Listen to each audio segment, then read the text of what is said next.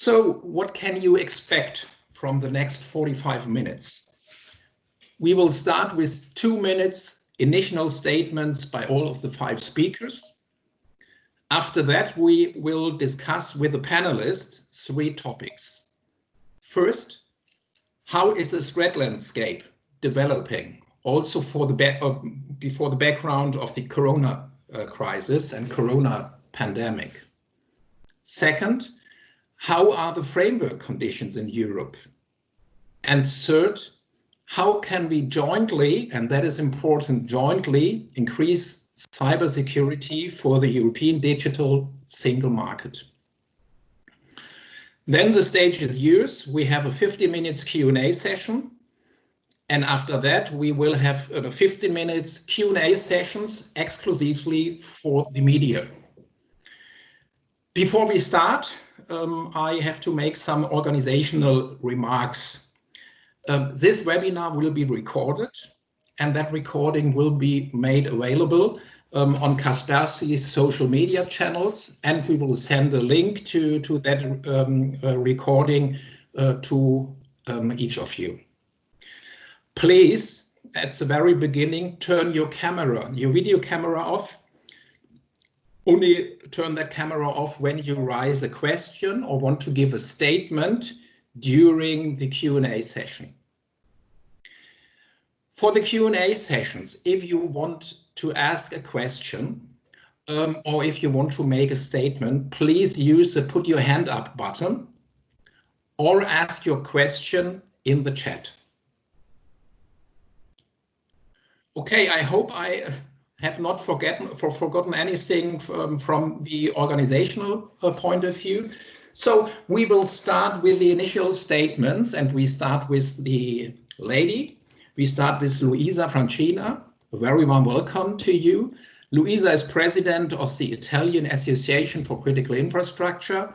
She's a consultant in risk management and cybersecurity.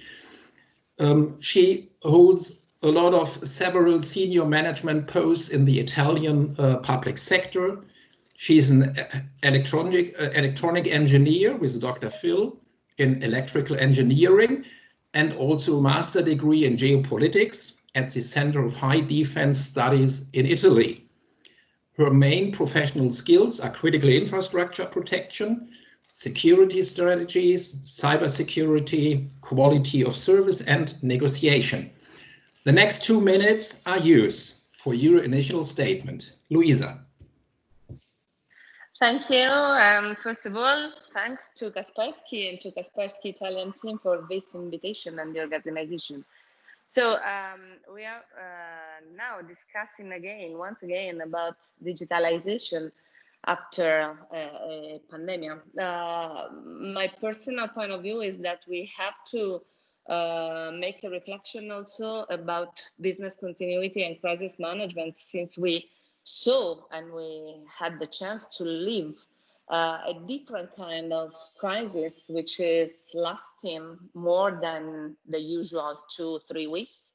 A crisis management which is now based on promptness, like in 24 hours we were called to close everything, also operativeness, and to face something lasting a lot of time in smart working, or so-called smart working, which is something that sometimes changed everything in terms of security, of what we made for security in our business and in our entities, being public or private, it's the same. So after reflections about this new kind of promptness and readiness and crisis management, I think we are very proud and curious today to hear from Kaspersky, because I had the chance to meet them already online, and it's very interesting what we can discuss together about this new security, also from home, let's say. So thank you once again. Thank you very much, Luisa. I'm very impressed, but I was quite certain that you were able to make so many important points within 2 minutes. Now I would like to hand over to Axel Voss. Axel, you are a little bit a co-host of that meeting, because the idea for that, we had the idea together for that online meeting. It was 5 or 6 weeks ago when we had our first video meeting during the Corona crisis. And we spoke about the picture you had from the Beethoven picture you had in your home office. And then we came to the topic of Europe, of innovation, and we said, oh, it's important to run such a meeting with stakeholders from the EU level and from member states. Axel Voss is member of the European Parliament since 2009. He is the EPP coordinator for the Committee on Legal Affairs, as well as deputy member of the Committee of Civil Liberties, Justice and Home Affairs. Besides questions of European law, Axel deals especially or in particular with the digitalization of our daily life. For the European People's Party, the EPP group, he was among others shadow rapporteur for the Copyright Directive and the General Data Protection Regulation, better known as GDPR, and other things. Axel, you have 120 seconds for your initial statement. Thanks a lot, Jochen, for the invitation and also for creating this webinar.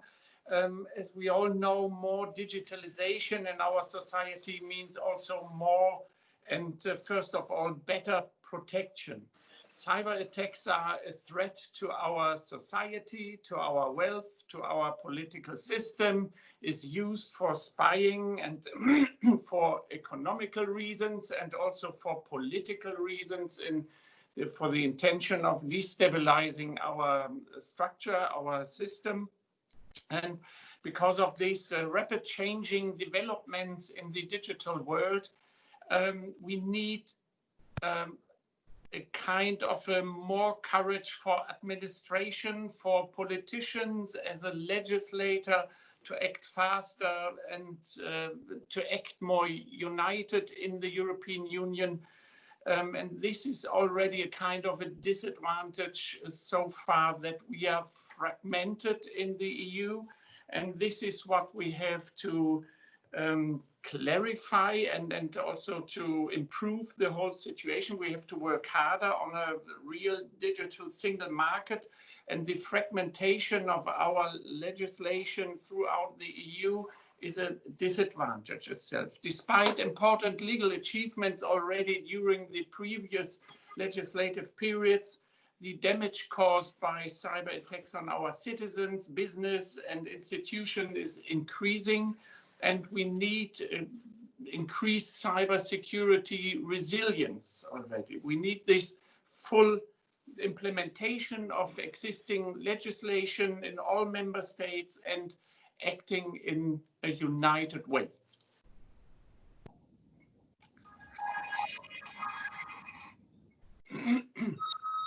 Thank you very much. Thank you very much, Axel. Yes, also 2 minutes, a little bit less than 2 minutes. Thank you very much. Now I would like to hand over to Eric Botorel. And just again, the question to all of the attendees to mute. You will be automatically be muted, but for the first seconds, it's quite important to mute yourself.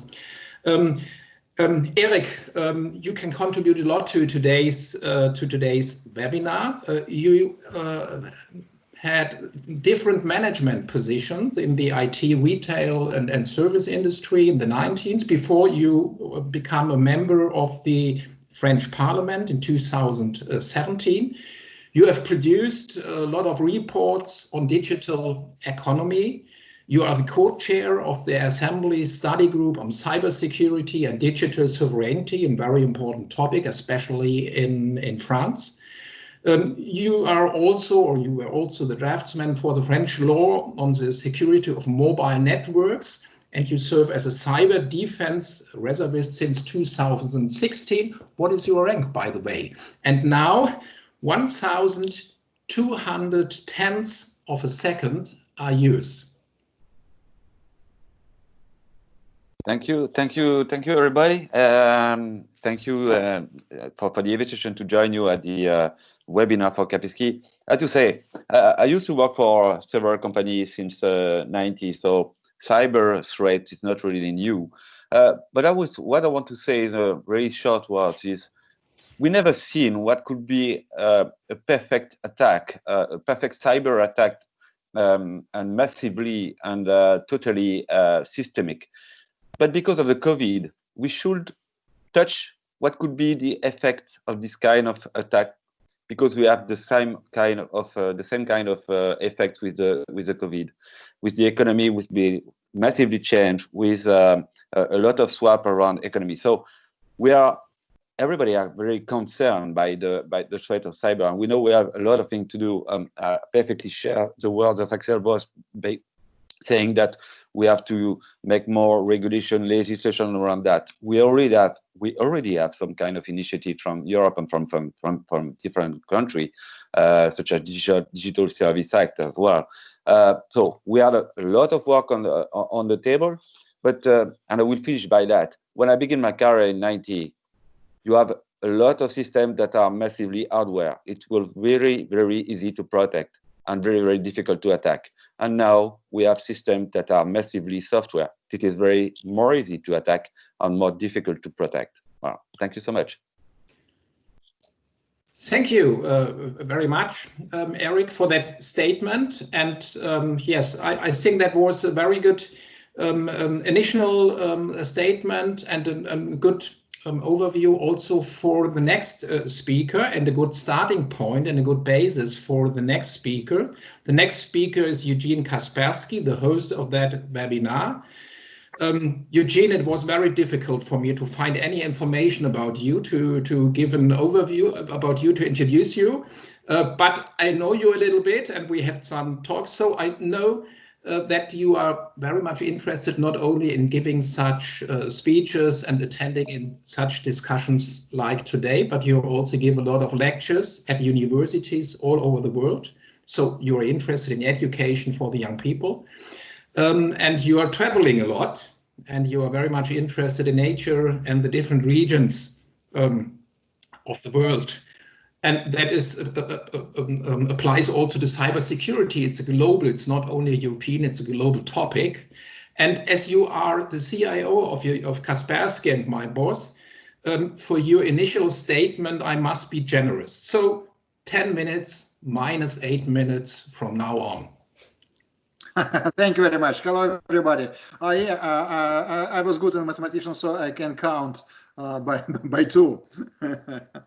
Okay, so I think that we're living at the end of very hard time.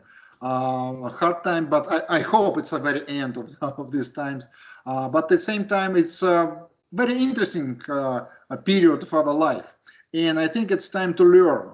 Well, actually, and we have quite a lot to learn about, because we are the cybersecurity industry.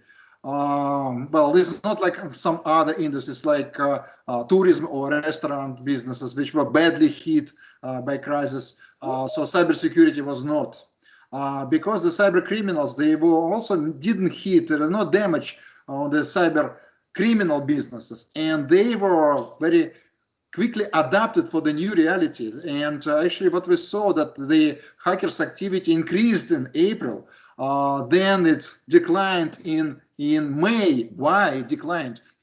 That's a good question. We still don't know. Maybe in April they have such a big cash that they need to convert it to the cash money. Then we saw how they attack enterprises from the employees which work at home. We see the rising number of attacks on industrial sector.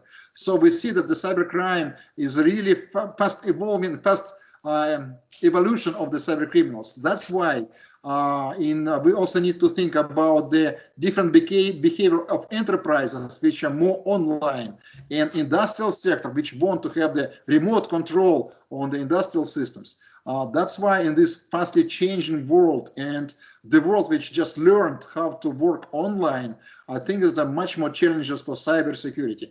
So I think that this kind of events are very important to agree and to start to speak about how we need to improve the cybersecurity. Thank you. Thank you very much, Eugene. And also for writing the topic of industrial cybersecurity beneath the question of the security for the citizens of the European Union and all of the member states. Last but not least, I introduce Jakub Boratinsky to you.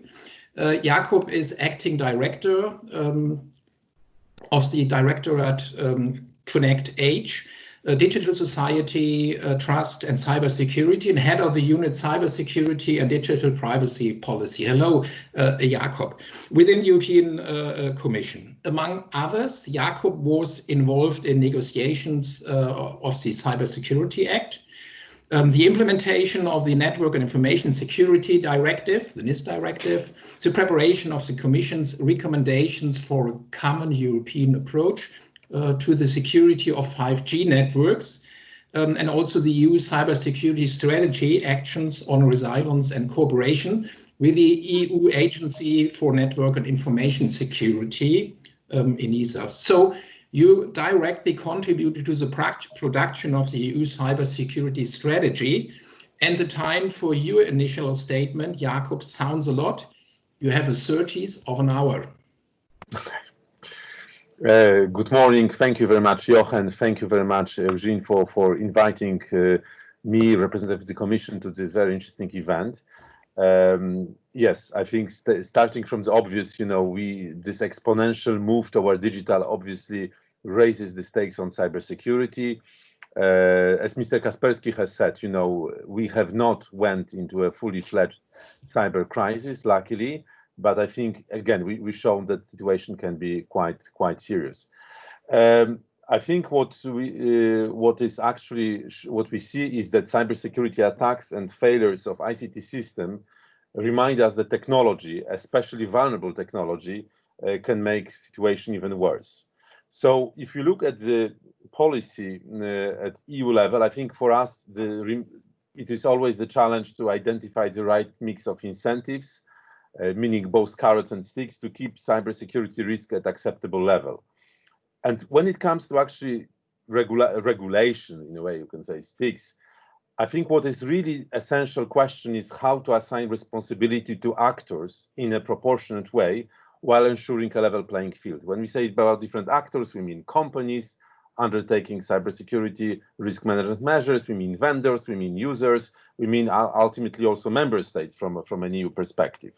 As for the carrots, of course, the key question is what, how to make the right investment. And I think it's extremely important that as a part of a recovery package of the Commission announced at the end of May, we clearly see that it is the digital transformation that is actually an area where we can make a sort of a lasting investment. There is, of course, not a simple answer what is the right level of cybersecurity. It depends really on a changing context. Nevertheless, now with the opportunity such as the review of the NIS directive, we are going to look into those specific issues. Thank you very much.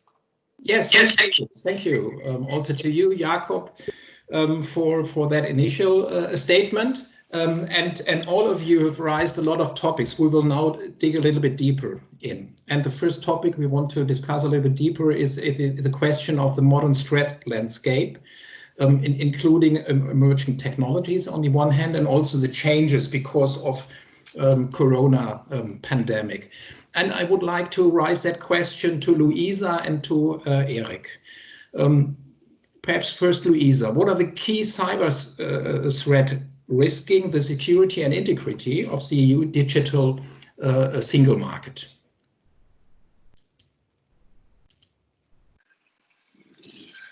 Well, problem is that we have ancient threats and new threats, but in any case, we are not yet solving problems of the blue team. I'm talking about, for example, standardization and certification and security by design and by default. When we are talking about emerging technologies, we are talking also about the industry 4.0.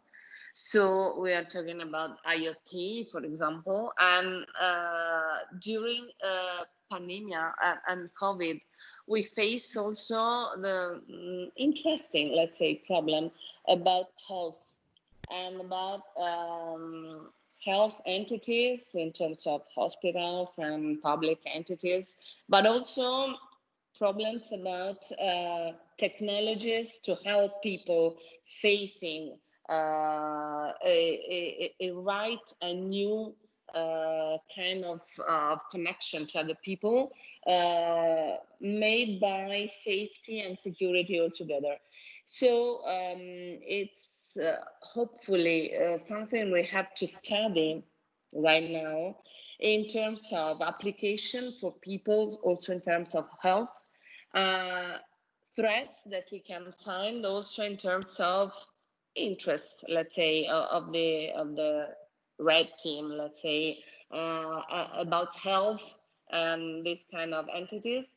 And last but not least, once again, I think a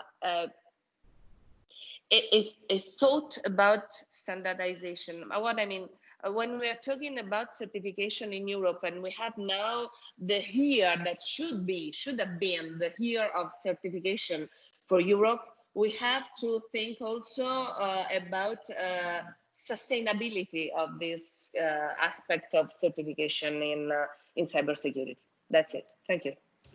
Yes, thank you very much, Luisa, for that assessment. You spoke a lot about measures, and that is very important. You spoke about certification, standardization, and so on. Eric, I want to ask an additional question. As you mentioned in your initial statement, the changes in cyber threats from a more hardware-based world to a more software-based world.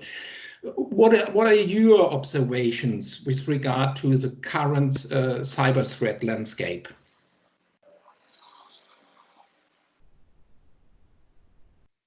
Well, it is particularly clear on a 5G technology, for instance, if I could take an example for that, because 5G is massively now software compared to the previous technology. But I will answer to your question by first of all saying that also the COVID-19 crisis might be responsible for an evolution of the cyber threat landscape, especially through the increased use of remote working. Many European countries still face the same kind of risk, both based on the new. That's what was saying by Luisa at this time. So everything changed, and we have the same picture. This is not because of the COVID will not make a big change, but this is there's some new kind of threat, and we can go. I will go into detail for that. What we see in France is a massive digital shift that increased the exposition of cyber attacks. If I want to mention the remote working that was used by a lot of people from the public services or private services, and it was realized very quickly. And personally, I think that it was not realized with all the security we need. So we have I think we have an issue now because I'm not concerned by an immediate attack, but I think that some kind of attackers should use the fact that the private company use remote working to plug into the system some kind of piece of software that could be wake up one day, perhaps in 2 months, it's in 1 year, I don't know. So we are perfectly aware that because of this big change, this is a massive change, and this is because of the COVID-19. I can illustrate that with another figure. In 2019, we have in teleconsultation, I talk about medicine, 60,000 consultations a week. We have in April 2020, 1 million teleconsultation a week. That means we are multiplied by 100 the number of people that are going to see a doctor by network instead of going into the office. That's a major change, and I think this change will be sustained in after the COVID because it helps us to make our hospital work better. So at the end of the COVID, this is not really at the end of the COVID, but we have some kind of new threat.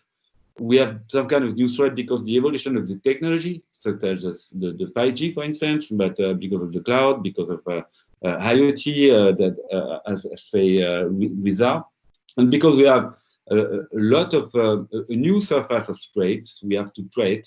That's the way we have to work now. Okay, thank you very much also for making the point with regard to the corona pandemic and giving the figures on that.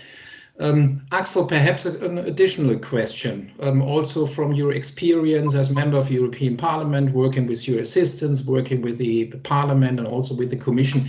Has the pandemic made us more cyber vulnerable? So from my point of view, yes, the pandemic has increased our the cyber risk to increase the teleworking, increase the use of remote videos, conferences, and also if you're looking to the Parliament, the remote voting in the European Parliament. So there are a lot of new tools, and even if we are looking to these tracing apps, this has to be developed and under very much pressure and time pressure and so on, and therefore probably and this shifting from probably secure environment in your company, you are moving to your home. And that's why I would say probably at home you won't have a kind of a real resilience in your own devices and your working environment. So that's why I would say yes, we are more vulnerable. And this is something we have to be aware that we should think in other and bigger solutions. So with regard, and I think Eric mentioned also the 5G issue, with regard to the current debate on the security and trustworthiness on 5G networks, a European scheme for 5G network components is of utmost importance, also because of, as we are seeing, the pandemic. This make this more urgent, and the EU needs here more to ensure that hard and software components utilized to build the European 5G network as a cyber resilient as possible. And that's why I think, yes, it makes us more vulnerable, but also the awareness is raising. And now, as stupid as it sounds, but now the pandemic and the recovery plans with this huge amount of money gives us now a chance to build all on this. And that's why I think not looking only to the risk, also to the chances now. Yes, thank you very much, Axel, also for that very positive outlook. You've raised some questions. I will ask that questions with regard to regulation and the European framework later to Jakob. But first of all, I want to give a question to Eugene. Eugene, we spoke about the different threat landscape, and we spoke about different new technologies emerging.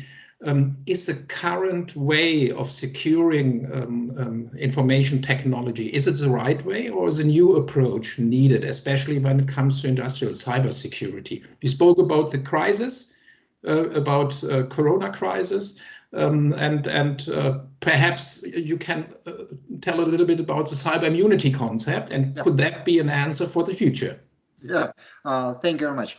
Yes, the evolution of the cyber technologies in the world we are living in, I see that the traditional security and traditional way, the strategy of security as a risk management is not really good enough for the highly complicated and very critical parts of the infrastructure. What do I mean by the risk management? Actually, the security is it's addition to the existing systems. It's not just cyber, any kind of the system. You estimate the risks and you add security to balance the risk, to manage these risks. But in case of the critical infrastructure, when the damage could be, well, any kind of the value, unfortunately, this model doesn't work. So we need to change to the different concept. So that's why I think that we need to redesign the architecture of the system to on the immunity platform. So it's a difference. So when the security is not on the top, like in the traditional systems, like when there is a operating system, then applications and security on the top of that. We need to change it to the different concept. And security is built in like a DNA of the system. So as a result, well, I just called it not just immune, it's unhackable. So the converting this the idea of the immunity to the words which everyone understands. It's very easy. Security is a mask on your face. The immunity is injection in your body, so you don't need mask anymore. So I believe that the evolution, the existing evolution of the cyber technologies, which are getting more and more online, our private life, the city life, the transportation, all the city, urban facilities, urban services, the government services, the industries, they're getting more and more online. And actually this pandemic time just accelerated this move. So the more individuals are online, more businesses are online. You are speaking about the online voting in Euro Parliament, and actually it's no other way as to do the online voting for all the democratic countries and regions. There is no other way, because the just young generation will simply don't go to their physical offices in the traditional way. They want to do it online. So we need to have it. So we need to introduce new technologies, a new approach to guarantee not just security, to guarantee that the systems which we develop, the world which we are living in, is unhackable. So we have idea how to do it. Thank you. Yes, thank you very much, Eugene, for making that point and making clear that mind change is necessary and that new concepts are necessary, not only because of the pandemic. I want to hand over now to Jakob and raise a question with regard to the key legal instruments the European Union should introduce within the next 1, 2, or 3 years to address that key cyber threats and to react to that rapidly changing threat landscape. Jakob. Okay. Thanks a lot. It has been very, very interesting discussion so far. In terms of legal instruments, of course, we have now a sort of a solid basis on which we could build. I mean, first of all, with the NIS directive that is now under review, I think indeed we are basically facing a question of how to retain what worked well, but also, you know, what type of improvements we could make. And finally, I think, you know, the situation has changed enormously. I mean, basically, if you think about this, this directive was drafted originally back in 2012, so 8 years ago, which is indeed feels almost like a, no, let's not exaggerate, but almost like a century, you know, especially also in view of the COVID, when we basically moved so exponentially into digital and highlighting all the risks that my predecessors have been mentioning. So this is basically an opportunity for us again to look again what is, by the way, what is really critical, what is essential for our society to function. What is absolutely clear is that we haven't really realized, you know, that the digital is basically our core critical infrastructure. I mean, to the extent that has never been the case before. And again, that also partly explains the reasons why we have paying so much attention to the cybersecurity of future generation of telecommunication networks. Then I think what is actually very important, and this has been in a number of speakers have pointed out to this, that we really need to look into the products meaning including obviously also software, So far, let's say the idea was to put primarily responsibility on let's say on the companies to manage the cybersecurity risks. But I think indeed we see more and more reasons why we should be going in the direction of looking at the issue of products. That's why, you know, we are now in the process of developing cybersecurity certification schemes. Now it is it is a scheme based on common criteria. But also we are also looking into the cloud, and as Mr. Voss has said, indeed 5G is extremely important priority in that respect. But you know, we have our colleagues from DG Grow are working now on possibility of addressing some, let's say, privacy dimensions of connected object, very much linked to cybersecurity through the Radio Equipment Directive, and that is actually again an important possibility to address some of the burning needs, you know, when we especially think about the extremely low or non-existent level of cybersecurity of connected products, such as, for example, toys. But I think overall, this right level of cybersecurity in the products, I see this as a indeed an important question and a task for all of us and for this commission to address. Thank you. Yes, thank you very much, Jakob, for making that points, making clear what went well, what should be maintained, and where are changes, where are reviews necessary, and should new legislations be made. Before writing the next question, I want to give all the attendees the floor. Please use the raise the hands up button to ask your question. I will now ask a last question to the panelists, and this question is to Luisa.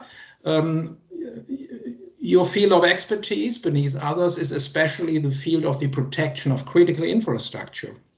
What do you think should currently be done to adequately protect critical infrastructure? First of all, we have to work dynamically about the concept of critical infrastructure. We saw during this lockdown that we had to maintain critical infrastructures, and not only, but critical sectors on to allow everybody to survive, to have electricity, to have food, to have water, to have gas, whatever. So a new concept now of critical infrastructure, which is also about proximity, is rising up. And we understood that critical infrastructures are scalable. Okay, so we have to protect our organizations, and so criticalities and systems and networks are equally important, even if they are not so so big, and if they are not covering all over the country, but only some part. Secondly, we have to think about the fact that sometimes they have very, let's say, vintage systems, okay? But still they have to use them, and so decision about make them by scratch and using security by design is okay, or we have to manage what we have in order to continue them to use. And I hope that we can help everybody to stay on board. Not only, national big critical infrastructures, but also sometimes the small ones that made our lives possible during these months. Thank you. Yes, thank you very much, Luisa. The first attendee who raised his hand is Laurens Kerolus. Would you please introduce yourself? From which organization do you come? And then please ask the question to whom you want to ask the question or make your statement. Thank you, Laurens. You have to unmute yourself, please. Can you hear me now? Yes, very well. Great. Hi, I'm Laurens Rillis. I'm a cybersecurity reporter at Politico in Brussels. I had a question on 5G security, and specifically, I was wondering, as we're going to this end period of the implementation of the toolbox on 5G security, a lot of countries are looking at the definition for high-risk vendors and who fits that definition in terms of suppliers and who doesn't. My question is, how do you see this sort of happening at a pan-European level? Do you think there is a need for a common definition, for a common naming of companies who fit the definition or not? And do you see a risk of fragmentation if countries all define their high-risk vendors differently? Thank you. Yes, thank you, Laurens. Who in particular should answer your question? Is it Jakob, Axel? I think Jakob would be great, and if Axel wants to weigh in, I very much welcome that. Okay, thank you. Jakob? Excellent. Thank you very much, Laurens, for your question. I think we are now indeed at a very important part of the implementation of the toolbox, with member states basically sharing their, let's say, experience so far with the implementation. I can tell you, we are in the midst of discussion. I think what also Commissioner Breton has said at the during the recent meeting with the ministers, this is, a very serious exercise. The commitment that member states took upon themselves in adopting the toolbox, has to be, really implemented in practice, which means range of strategic measures and other measures have to be fully implemented. I think there is a lot of, I would say, comparing the notes between the member states. For us, the issue of monitoring also is of utmost importance, that we actually are able to see, how the implementation of the toolbox, how does it actually translate on the ground in adoption of security measures by telecom operators, in diversification of supply. So all of that would need to be monitored. But I think at this stage, I cannot tell you whether, coming to one specific definition is not really what is meant. There is a range of criteria that actually have been worked out together with member states, and basically each member state has to take responsibility for implementing it. And our role as the Commission, is to facilitate this process and to, through the monitoring, also make it clear, how well are we doing in delivering on what was agreed. Thank you. Yes, thank you very much, Jakob. Axel, do you want to add something? Yes, if you allow, yes. So at first we have to be aware that we shouldn't invite our competitors to a new kind of structure, infrastructure, to all of this, if this is not secure. And this is what we should always have in mind, and then saying, if this is not possible, we should eliminate everything what might be dangerous or might be a threat. But at the end, I think we should focus on standards and also setting these standards, and then monitoring the devices and checking these also, and trying also if this is so that we have a kind of a timely question and also a kind of a quality question. And that's why we need to combine, and because 5G is a kind of a build on 4G elements, so that we have already integrated some of these elements probably we don't like, but then in a kind of a timeline, we should minimize all the risk, but we have to start, and we should start as soon as possible and build the infrastructure, but then minimizing the risk via standards, via the timeline, via securing all these by checks and balances and so on. Yes, thank you very much, Axel. Laurens, are your questions answered? Yes, they are. Thank you both. Yes, thank you. The next person who wants to write a question or make a statement is Roberto Corrales from Europress. Roberto?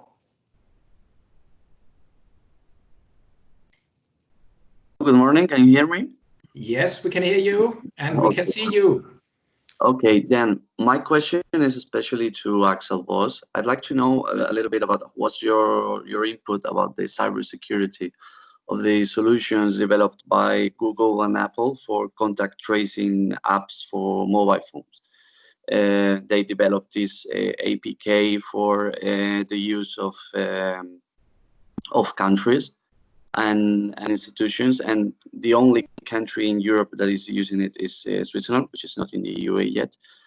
But I'd like to know what's your opinion on how cyber secure are these systems, and if the UA, what's your input, because it's only countries independently that are developing them. Okay, and that's all. So the main focus has been kind of a data protection discussion all over, if this is a centralized or decentralized storing of data and so on, and no geodata, etc., etc. So because of this monopoly via the mobile market regarding Apple and Google, it seems, but I haven't attended the negotiations, but it seems that they have forced us to a kind of a pandemic management, which was not that, or which is not that effective because of this totally decentralized system.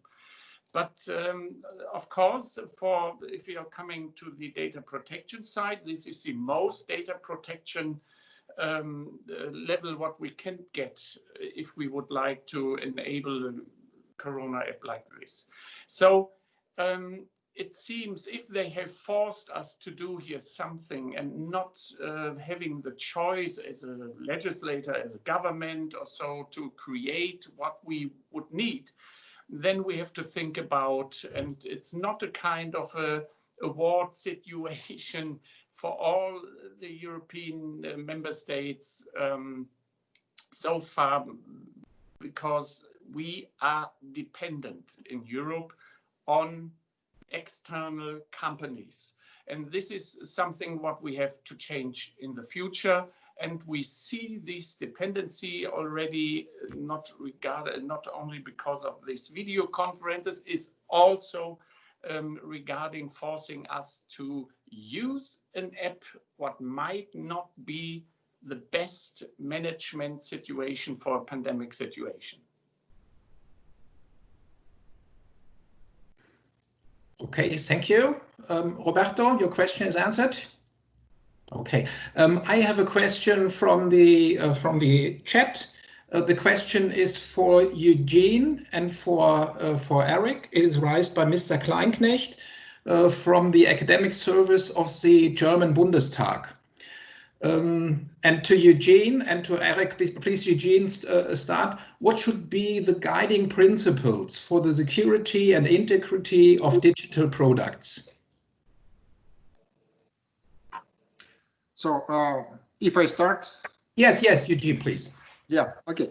So the main change, the main principles of any digital product development, actually, which is not new, and I was speaking about this for many years. It's about security. When you design new product, it's a very good idea to think about security from the very first stage, from initial stage. Not at the end of the story. Then the product is ready, and then surprise, we are facing the cyber risks, so we need to add a security solution.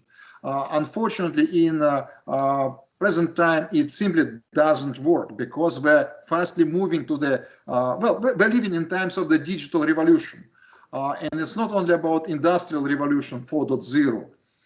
It's also about our private life. It's about transportation. It's about everything. There are so many different devices around us which are digital. And well, reality is it's not possible to develop antivirus for any little Internet of Things. Actually, it's simply not possible. And many of these Internet of Things devices, they are not secure. And a few years ago, there was a attack on the security cameras, the Mirai botnet, on the CCTV, on the security cameras. And this security cameras malware, it has the longest life in a cyber history, and it's the most massive attack in the history. Simply because the cameras there, how many cameras there around us? Nobody knows. And unfortunately, it's very hard to clean them. So I think that the main question is, and the main way of the development is that there are companies which develop the cyber devices, cyber products, cyber services.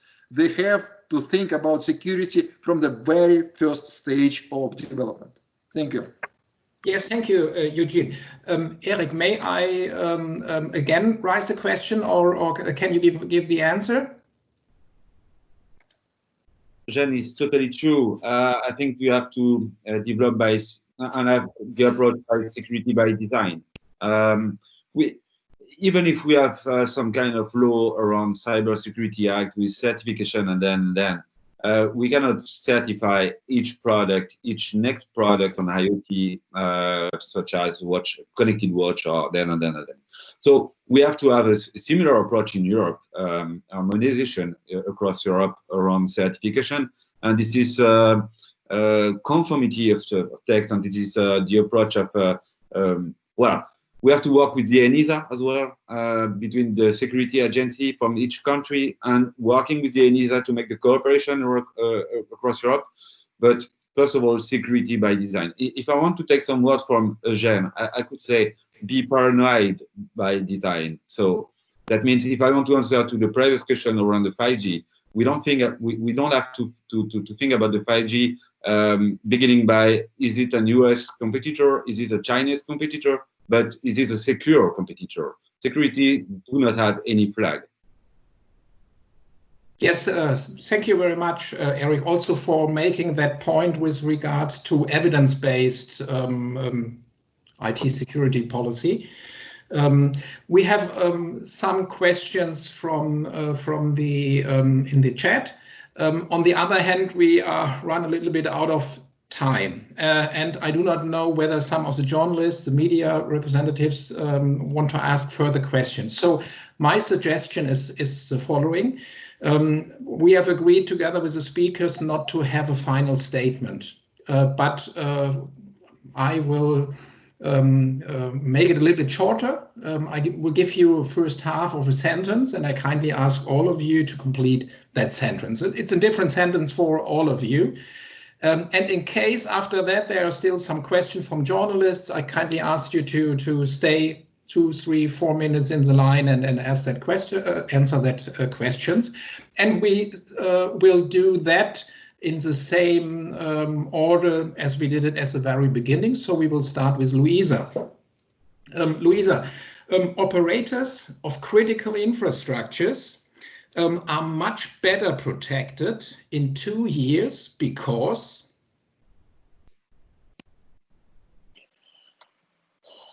they are pay a lot of attention and they are a very great target. Thank you. Axel, 5 years from now on, we will no longer need to discuss the right level of cybersecurity because the Commission has speed up the legislative process and did all the things like certification, product quality, resilience, data protection, data security, cooperation between the member states, and so on. Thank you very much, Axel. Eric, over the next 3 years, the interest of the European Union and the member states will be better coordinated in the field of cybersecurity and digitalization because they are all aware that they have to do that now and not in the next 6 years. Thank you, Eric. Eugene, at the end of next year, you do not have to explain the cyber immunity concept. to European businesses and citizens because? Simply because in many cases I don't need to explain it right now, because the awareness, the level of awareness is rising very fast. And actually most of the people I speak to from the governments, from the industrial sector, they do understand the industrial security, the critical infrastructure security very, very, very well. And immunity is just very, very logical next step. That's why I will not need to explain that anymore. Thank you, Eugene. And last but not least, Jakob. Jakob, as Director of Directorate Digital Society, Trust and Cybersecurity, you will face in 1 year the following 2 main challenges.